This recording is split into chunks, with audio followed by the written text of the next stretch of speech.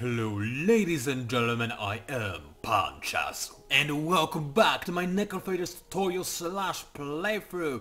My apologies, it has taken me so long to actually record a new video and post it for you. However, I decided to wait a little bit longer in order to get some more feedback on the last video about the conundrum we found ourselves in.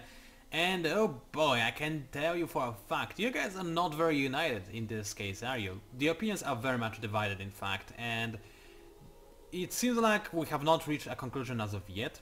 However, I can tell you one thing for a fact, because this is the one thing that most people did agree about, and that is the decision to keep this series going, this bad ending reality, let's call it, right? It's gonna continue no matter what, so whether or not we are going to later have the good ending alternative version, or whether or not I'm going to actually restart the Necrophages playthrough afterwards completely from scratch with very harsh world generation, or maybe even I'll just skip the Necrophages after this and go straight into other mages and cultists. You know, all of the other side... I forgot what I was going to say. What was I saying? Yeah, right, sorry. All the other side, that was awkward. This series, this bad ending reality, still has the tutorial value in my opinion. Because, like I said last time, everybody is bound to make a slip up sometime, and you will find yourself stuck in a hopeless situation, and you will question the point in even playing anymore. But in a game as large and complex as a 4X game, especially Endless Legend, with so many variables and so many unknowns, so many players participating, you never know, something weird might happen and you may get a shot at surviving and maybe, who knows, even winning. Yes, it seems like an impossibility, but there is always the margin of error, which is why even in this very difficult situation, you should try your best to win the game even when you believe that there is no point in trying. And that's why I say never give up, never surrender, because, hey, I believe that almost any one of us, or even in fact every one of us, had those miraculous comebacks before. I know I certainly did have those miraculous comebacks, and I also know certainly that there were people who had those miraculous comebacks pulled off against me. So those things do happen, and you can never underestimate the power of the unknown. So with that said, let's skip the gibberish and start talking about what I should do. Firstly, the research, because I have nothing queued up, I might as well cover this topic first. What I will go for is the mercenary market. Why? Am I planning to buy a hero? No, I'll not be able to buy a hero anytime soon. However, I might need to be able to sell my units. You never know, I'll probably have a lot of battle bones soon, they'll cost me a lot of dust, even with the cannon fodder upgrade. I might need the dust just to stay alive. Mercenary market gives me a little bit more flexibility in this regard, which is really nice. Also, in a pinch, I could sell the majority of my army, get a lot of dust, and sell it to another AI for a good trade, because AIs, let me tell you, they love their dust. Oh yes they do. So this could help me with negotiations where they're necessary. I like this. Now, as for the next research, I was thinking about Imperial College. It's a good research in general, and it would allow me to get rid of or buy some luxury resources, get rid of my glass steel, which is currently sitting useless in my vault, and I could buy some titanium, which would actually be useful. Not very, but kinda useful. However, what I believe is far more important than that are the demanding gods. Why? Well, look at the timer. It's 10:35. Assuming I live in the next 5 days, right? And there will be a new empire plan, and no way in a million years I'll be able to get my happiness bonus again by that time. No way, it's not gonna happen. I will not have the influence, and I can't afford to put my population into influence production either. So I will need an alternative way of keeping genocide happy, and that's with the demanding gods. Sure, I'm trading population for happiness, but seriously guys, there'll be corpses lying everywhere on the street, bodies will be filling our houses, we'll never go hungry, I'll have more population than I'll know what to do with. It's gonna be great. I'll be just like running around among those corpses and just frolicking and singing and drinking the blood. It's gonna be awesome. The point being, however, is a very useful upgrade. It doesn't cost any industry whatsoever, so it doesn't take the precious industry from my unit production like most of those structures do, and it's essential. It's gonna allow me to make even more units later on as well. Great stuff, I'll need it. And I'll easily get it before 1040, assuming I don't die by then again. Why not other things? Well, some of you might be saying, well, when you're playing on the defensive you need the military science, right? Well, no, that's actually the complete opposite. I'll take this occasion, this chance to discuss the matters of military science with you and all other fortification researchers as well, because why not? So, what is the situation when you actually want to have the extra fortification? That is when you control a large, sprawling empire that doesn't necessarily have a very established military presence. You maybe have this one strong main army, but other than that, you have some difficulties patrolling your borders and keeping your more distant cities intact. This is when you want to have a lot of fortification technologies, to use it on your more distant cities, so that if somebody actually tries to grab them by surprise and snatch them from you, then you buy yourself enough time to, you know, reinforce that city with your main army and save it and reclaim it and kill the bad guys, all the good stuff. This is where you can really use fortification. Right now, however, that's of no concern to me, because my empire is very small, very confined. I can get everywhere within a single turn, no problems with that. And if you're saying, well, you could just hide your main army in a city when you're besieged, and then what? Hope that the enemy assaults me? The AI is not that dumb, they will starve me to death and then they'll just capture the empty city. That's what is going to happen. So don't count on that. Oh, but you can buy yourself more time. To do what? The enemy outproduces me. Buying myself time is the last thing I want. Going for military science at this point in time would be a really dumb idea by me. What about the militia? Well, militia is a pretty bad idea for the Necrophages, even at the best of days, because they don't do much. They collide with the rest of your army composition. Everything will get really clustered up really quickly with the militia, and they are not even immune to your disease. No, don't bother in most cases, and in my case I certainly will not. So there is me talking about research. Now about the other things I need to do. Something I noticed off camera, before I forget, I need to level up my hero. I noticed that, I think he leveled up on the last video and I didn't notice. Either way, gonna give him like some extra life. The cool thing about it, the change goes live the moment I actually implement it. So my hero was, you know, gained level up, I gained the ability and it's already active, so those units already have the extra HP. I don't have to wait for the next 10. I just thought it's important to clarify for some of you people, because I know I've been asked this question in the past. So there is that then. Now, what am I going to do? In this situation where I'm supposed to play defensively, the best idea is to play offensively. You guessed it right. The best defense is indeed offense, and in this case I really need to do it. So there is a city right there.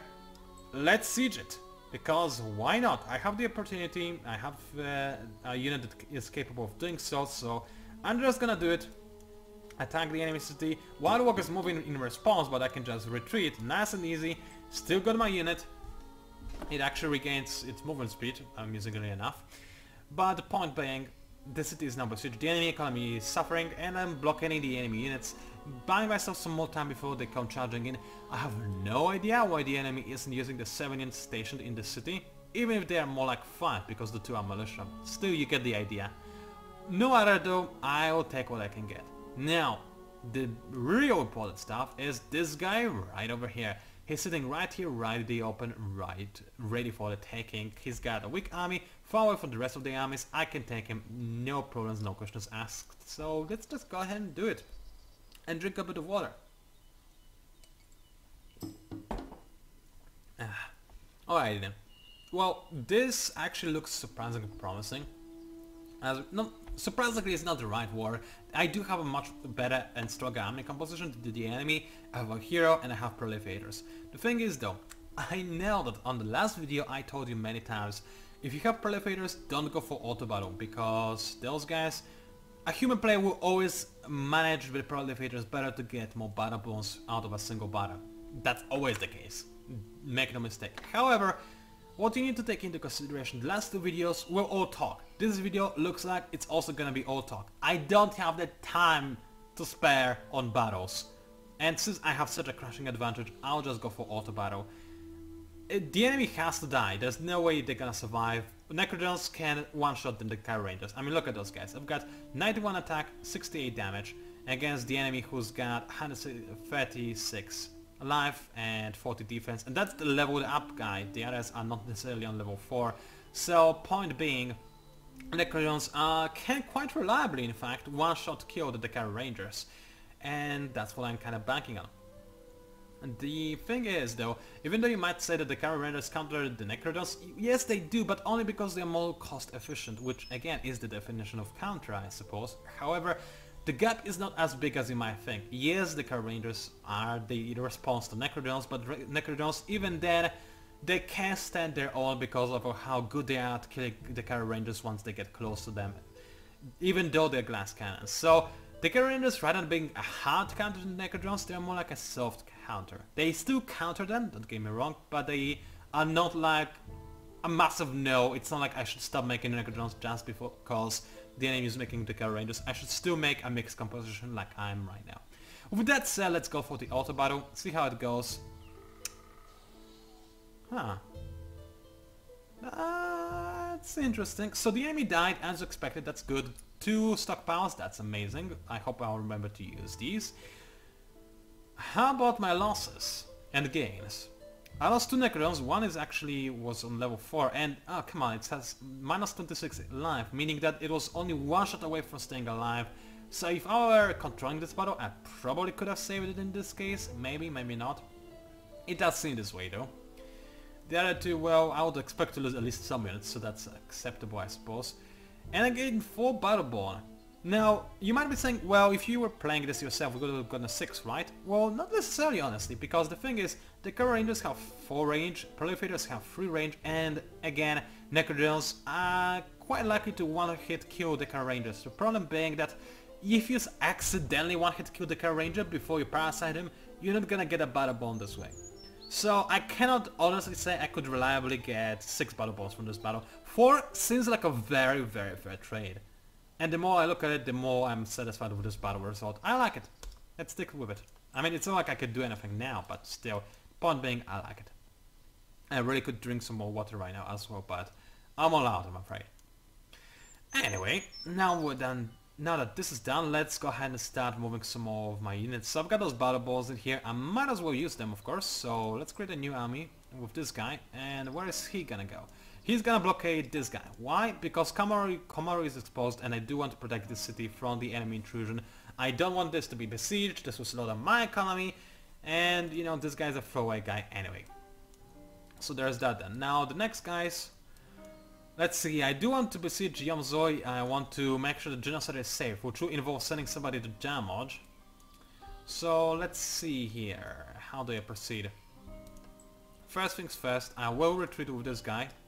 Like so, and then I'm gonna move in with this guy to besiege this city.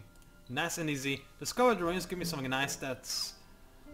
Shard of Ukrael is not what I need at all right now. Don't get me wrong, it's an amazing sword.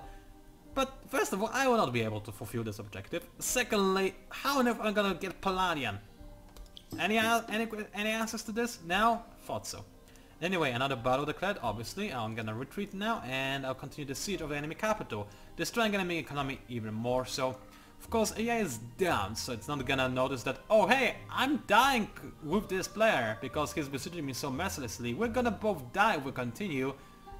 A human player would back off now because he would realize that bringing me down would also bring him down. We're both gonna die at this rate. Unfortunately, AI is dumb. It doesn't realize this and it's gonna continue the war just because it has more units. This is perhaps my biggest gripe with Endless Legend. One of the few, but it still is annoying. Regardless, though, now that this is done, what else do I want to do?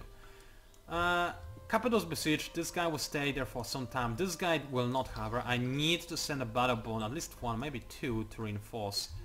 So... I also need to block this guy from entering the Genocide.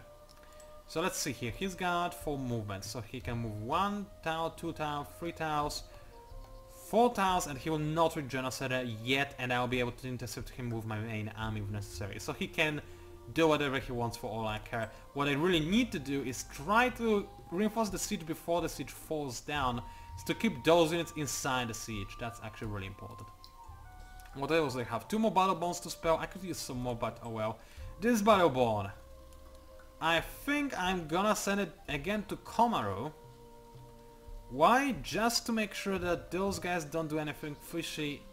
That does look like a cliff. I don't know. I feel like they could perhaps somehow get into Kolmaro, and I do want to scout a little bit more and also keep the siege up.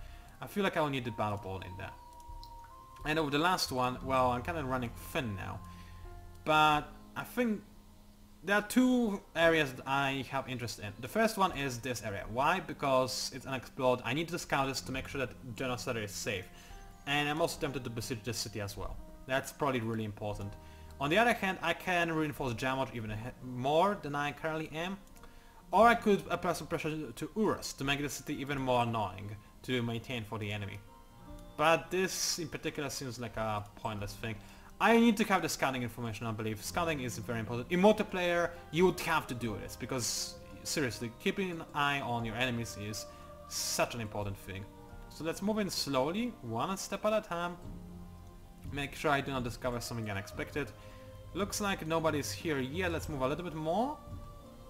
Still nothing? Alright, in this case I'll start making my way towards the city. Like so. So there's that done. All those things can now be DQ'd. As for the proliferators, I'm gonna move them into my main army just so that they can start gaining some extra experience from being with my hero. So there's that done. Anything else? Proliferator is gonna be down, Sickener as well. Genocider is walking nicer than Necrodons. Necrodons themselves, however, will need to be retrofitted slightly. Why? I thought about this as well. I'm gonna give them more movement, because I'm currently facing off against the Dekar Rangers, who have the extra range, so no matter what I do, they will get their shot off.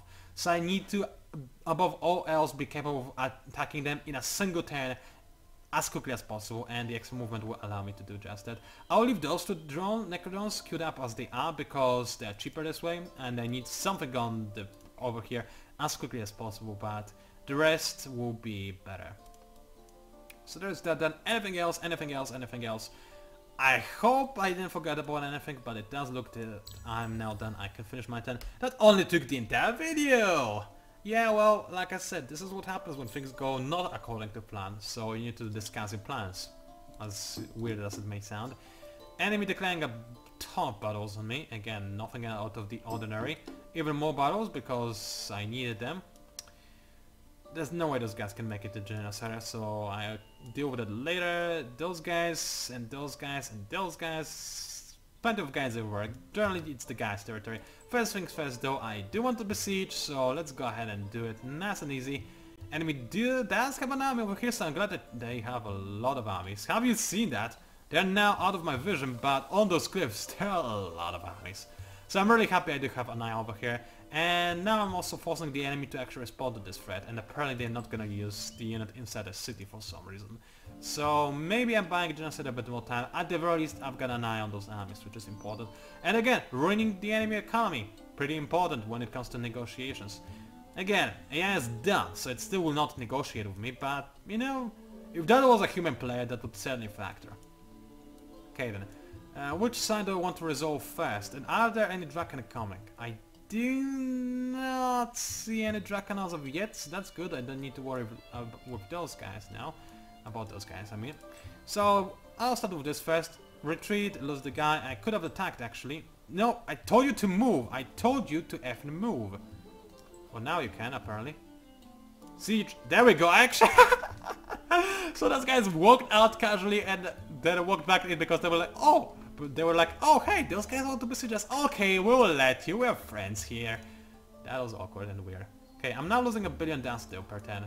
A lot more than I was before, which is a bit, you know, troubling, but I'll start losing some units pretty quickly, so it will be repaired, I suppose, in an awkward and weird way. And soon enough I'll have access to Messenian Market yet again.